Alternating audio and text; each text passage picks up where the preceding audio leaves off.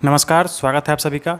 यह video Bihar board कक्षा 8 के गणित विषय पर है, जिसमें आज हम लोग अध्याय 11 सीधा और प्रतिलोप समानुपात के पहले भाग का अध्ययन करेंगे, जिसमें हम लोग सीधा समानुपात को समझेंगे अच्छे से और प्रश्नावली 11.1 का हल भी करेंगे।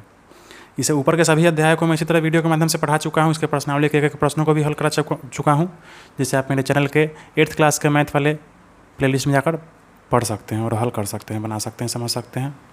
चलते हैं आगे पाठ पर। यह है अध्याय 11 सीधा और प्रतिलोम समानुपात। इसको इंग्लिश में कहते हैं डायरेक्ट एंड इन्वर्स प्रोपोर्शन। देखिए, समानुपात को प्रोपोर्शन कहते हैं, सीधा को डायरेक्ट और प्रतिलोम को इन्वर्स कहते हैं। इस अध्याय में हम लोग आज सीधा समानुपात को अच्छे से समझेंगे और प्रश्नावली 11.1 को हल करेंगे। तो देखिए, हम लोग इस समानुपात को सबसे पहले हम समझते हैं अच्छे से। देखिए, दो चित्र आपकी किताब में दिया है। देखिए, एक यहाँ पे एक लेडीज़ क्या बना रही है, चाय बना रही है, चाय छान रही है कप में। और देखिए, इसके अगले चित्र में ये किसान अपने खेत में मेहनत कर रहा है, ठीक, कुदाल है इसके कंधे पे। और इस चित्र में एक लेडीज़ चाय बना रही है। हम इसी दोनों चित्र के माध्यम से अच्छे से समझते हैं यह सीधा और प्रतिलोम समानुपात है क्या। देखिए, यहाँ कॉपी पे दोनों उदाहरण को आप समझिए। पहला उदाहरण में एक लेडीज़ चाय बना रही थी। अब मान लीजिए वह लेडीज़ 2 कप चाय बनाई है, ठीक है। 2 कप जब चाय बनाई है तो उसको कितना दूध लगा है, 200 ml। पानी कितना लगा है उसको, 300 ml। कितना बनाने के लिए, 2 कप चाय बनाने के लिए। अब उसको 2 कप नहीं है, उसको 4 कप चाय बनाना होगा, तो अब उसको कितना दूध और कितना पानी लगेगा, ठीक है। ये तो आपसे ही पूछेगा कोई, या बच्चा से भी कोई पूछेगा तो इसका आंसर दे देगा कि 2 कप चाय के लिए 200 ml दूध, तो 4 कप चाय के लिए इसका दुगुना लगेगा। पानी जितना लगाइए उसका भी दुगुना लगेगा। क्यों? क्योंकि कप जो है वह दुगुना हो गया। तो 2 कप चाय में 200 ml दूध, तो 4 कप चाय में 400 ml दूध लगेगा, ठीक। अच्छा, 2 कप चाय में 300 ml पानी लगा है, तो 4 कप चाय में 3 दूना 600 ml पानी लगेगा। है बात समझ में? वैसे ही अब मान लीजिए हम कप का संख्या घटा दिए। यहाँ तो कप का संख्या हम बढ़ाए हैं, मैंने 2 कप था तो 4 कप कर दिए हैं। अब हमको क्या करना है, 1 कप चाय बनाना है, ठीक।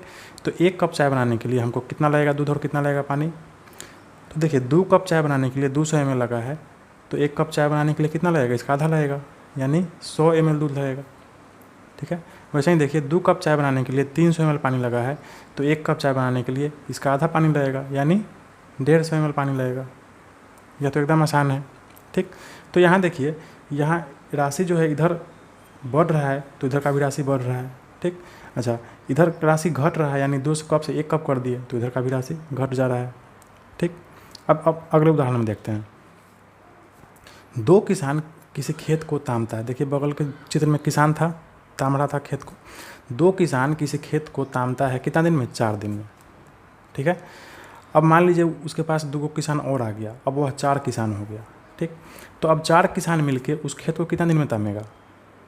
जाहिर सी बात है, 2 किसान जब 4 दिन में ताम रहा था तो क्या 4 किसान उसको 8 दिन में तामेगा? बिल्कुल नहीं। जब किसान का संख्या बढ़ जाएगा तो काम और जल्दी होगा ना, और जल्दी तमाएगा ना। है बात समझ में? तो 2 किसान जब 4 दिन में ताम रहा है तो 4 किसान उसको 2 दिन में ताम के ख़त्म कर देगा। है बात समझ में? अच्छा, यहाँ तो हम किसान का संख्या जब बढ़ाए हैं तो इधर क्या हो गया, घट गया दिन। है बात समझ में? इधर का राशि जब बढ़ा तो इधर का राशि घट गया। अच्छा, अब देखिए, 2 किसान किसी खेत को 4 दिन में ताम रहा है, अब 1 किसान उतना ही खेत कितना में तामेगा। है बात समझ में? 2 किसान को तामने में लग रहा है 4 दिन। अब एगो किसान कहीं चला गया, अब 1 किसान है, तब एगो अकेला किसान, उसको तो और ज़्यादा समय लगेगा, है ना। तो 2 को 4 दिन लग रहा है तो एगो को 8 दिन लगेगा। है बात समझ में? तो देखिए, यह इस दोनों उदाहरण में अंतर है। इस उदाहरण में क्या हो रहा था कि इधर का राशि बढ़ रहा था तो इधर का भी राशि बढ़ रहा था। 2 कप को हम घटा के 1 कप कर दिए, यानी इधर का राशि घटा है तो इधर का भी राशि घट गया है, ठीक है। तो यह हो गया, यह सीधा समानुपात हो गया, ठीक है, सीधा समानुपात। क्यों? क्योंकि बढ़ रहा है तो बढ़ रहा है इधर भी, घट रहा है तो इधर भी घट रहा है। लेकिन इसमें क्या हो रहा है कि किसान का संख्या जब हम बढ़ा दिए हैं, ठीक है, तो और जल्दी काम हो गया है, यानी दिन का संख्या घट गया है बात समझ में? अच्छा, किसान का संख्या हम घटा दिए हैं, यानी 1 किसान कर दिया है, तो अब दिन का संख्या बढ़ गया है, ठीक। तो यहाँ इधर बढ़ने पे घट रहा है, ठीक, और इधर घटने पे बढ़ रहा है, ठीक। तो यह क्या हो रहा है, इसमें उल्टा हो रहा है।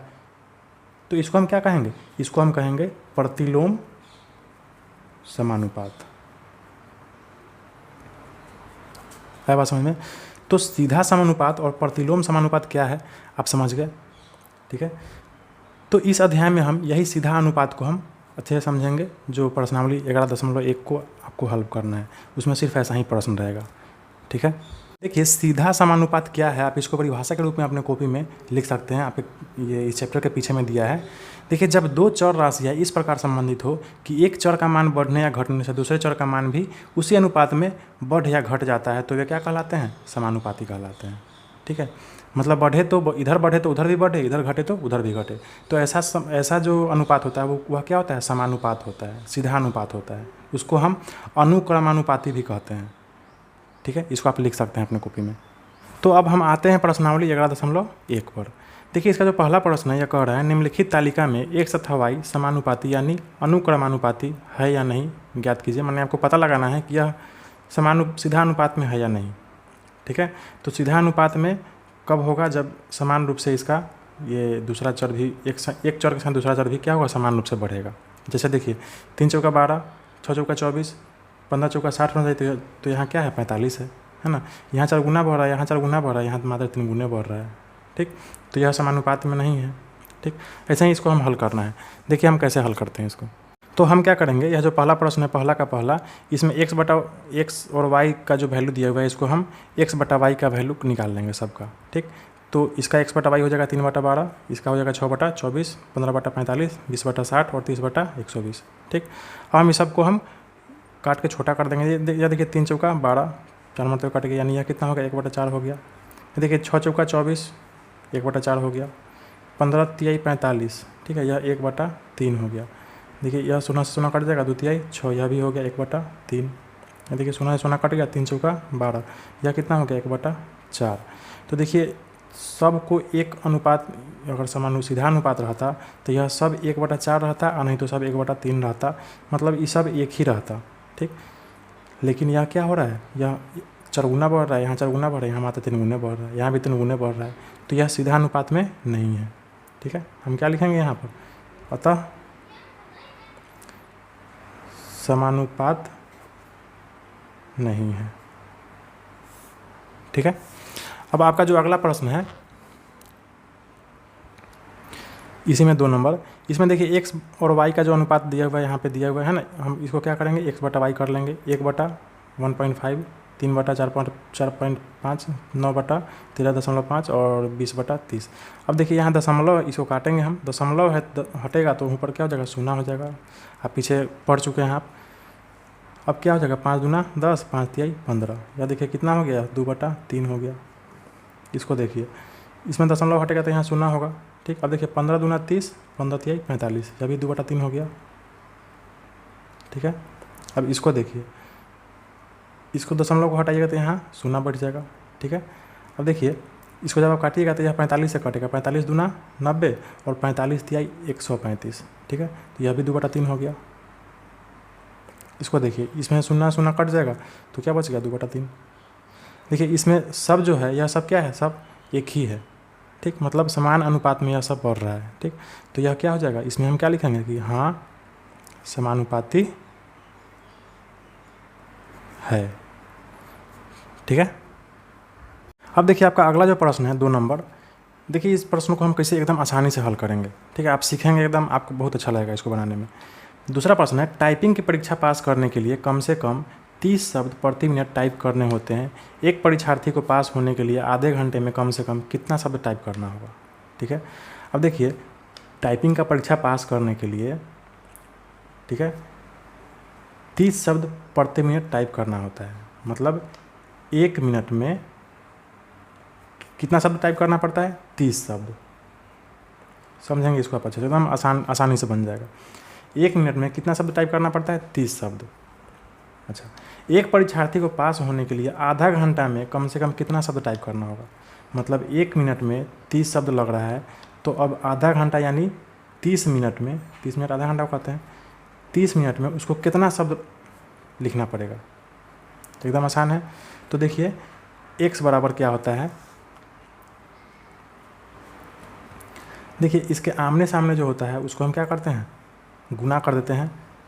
x के जब सामने वाला होता है जो हम इसको गुना कर देते हैं, और x के सामने जो होता है इधर, इसको हम भाग कर देते हैं।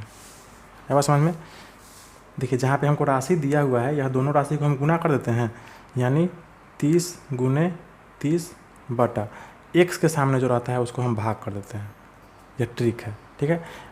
इसको आप समझेंगे, एक दो प्रश्न ऐसे बनाएंगे आपको एकदम आसानी से समझ में आएगा। तो देखिए बटा 1 है तो उसे कोई मतलब नहीं है, 3 तिहाई 9 और 2 शून्य है तो 2 शून्य 900, ठीक है। तो 1 मिनट में 30 शब्द लग रहा है पास होने के लिए, तो 30 मिनट में उसको कितना शब्द लिखना पड़ेगा? 900 शब्द, ठीक है। यही आप आंसर हो गया। इसको आप और भी दूसरे तरीके से हल कर सकते हैं। यहाँ देखिए हम इसी को 2 लिख दिए हैं। फिर दूसरा नंबर प्रश्न, 1 मिनट में 30 शब्द, ठीक है। तो 30 मिनट में कितना शब्द? 30 गुने 30, ठीक। 1 मिनट में 30 शब्द लग रहा है तो 30 मिनट में 30 शब्द गुने 30 मिनट, ठीक। यह कितना हो जाएगा? 900, ये 900 शब्द हो जाएगा आंसर, ठीक है। अब देखिए अगला प्रश्न है 3 नंबर।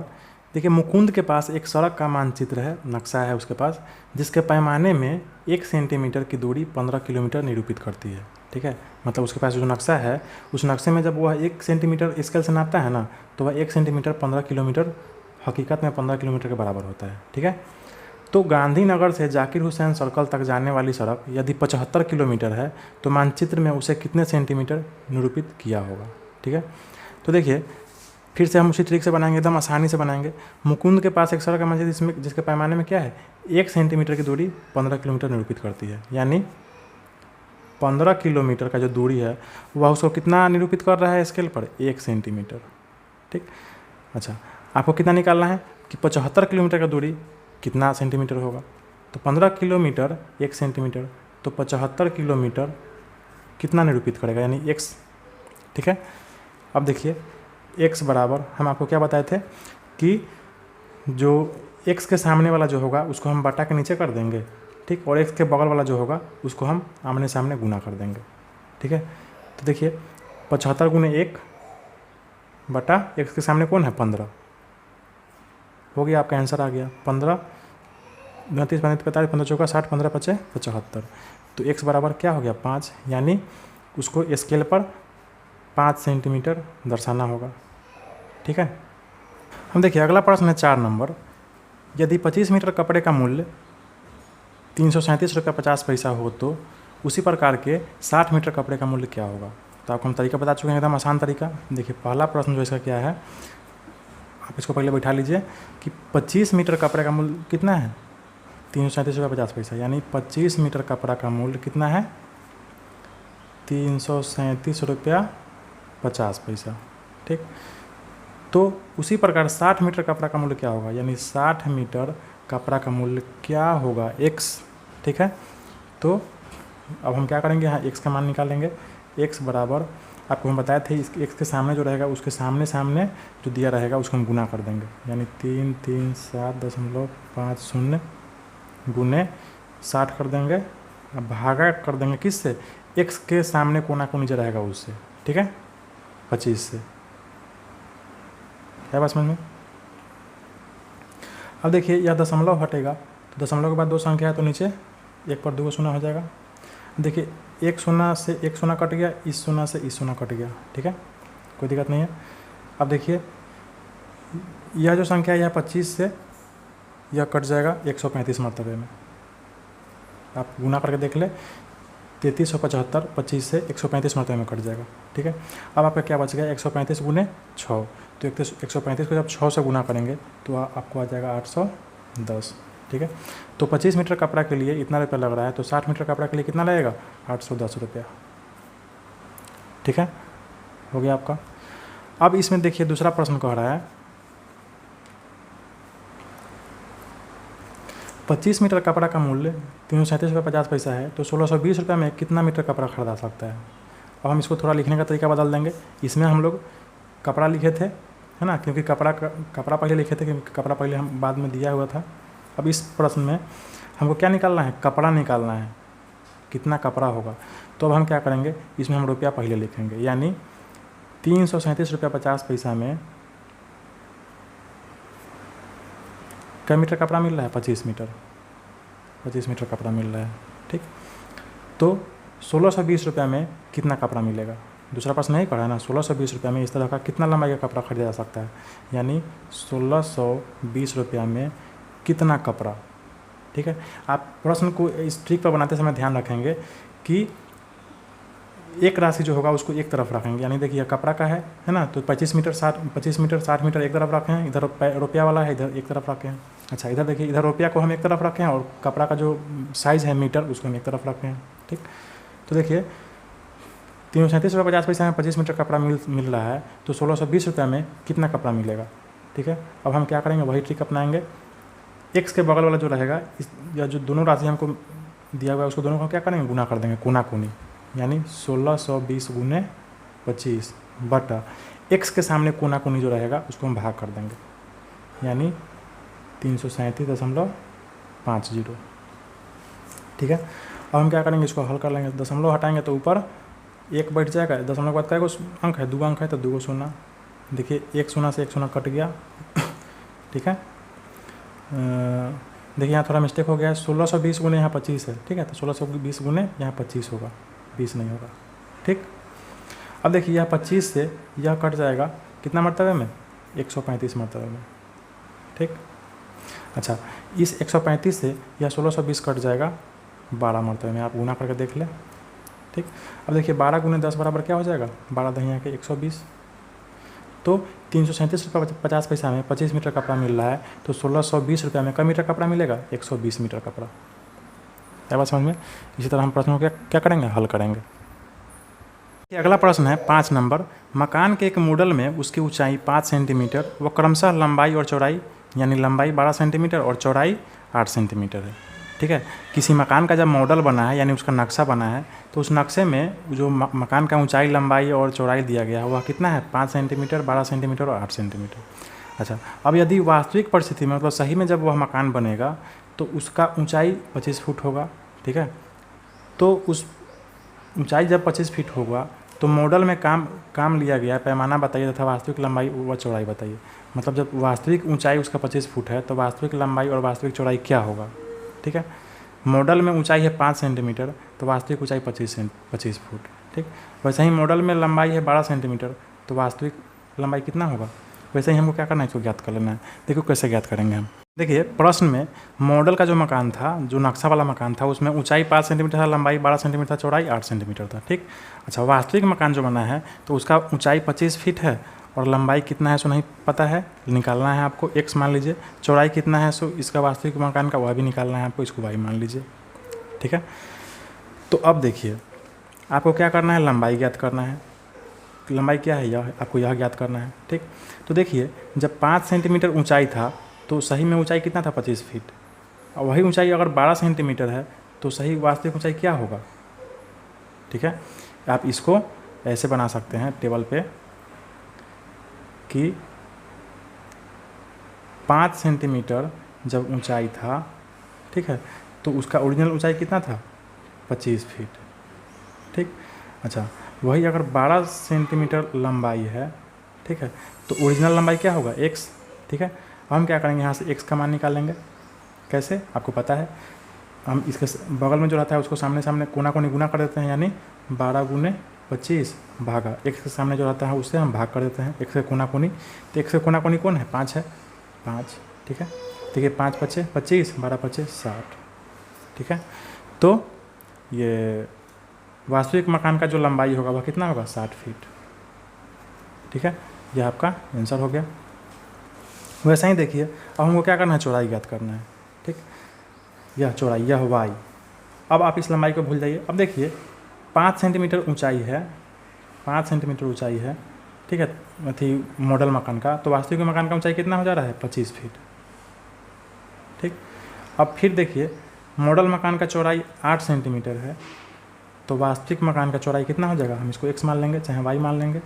ठीक, अब देखिए अब इसी में हम y बराबर क्या होगा, आपको बताए थे, इस y के बगल में जो रहेगा इसके कोना कोनी हम गुना कर देंगे, यानी 25 गुने 8 भागा, किसे भाग देंगे, इस y के सामने कोना कोनी जो रहेगा उससे भाग दे देंगे, यानी 5 से।